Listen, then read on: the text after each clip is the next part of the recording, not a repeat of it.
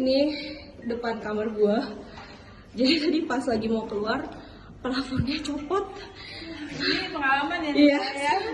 Terus, benar. nah itu kamar gua. Udah. Ya. Cuma mau nengok si Syamur langsung keluar. Awas, jangan ikut ya, jangan ikut sebentar.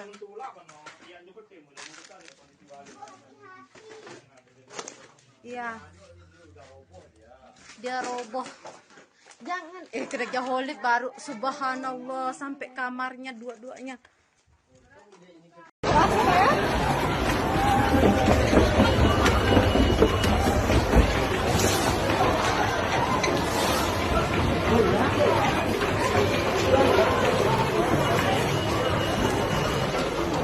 Ini depan kamar gua. Jadi tadi pas lagi mau keluar, plafonnya copot. Ini pengalaman ya? Iya. Ya? Terus, benar. nah itu kamar gua.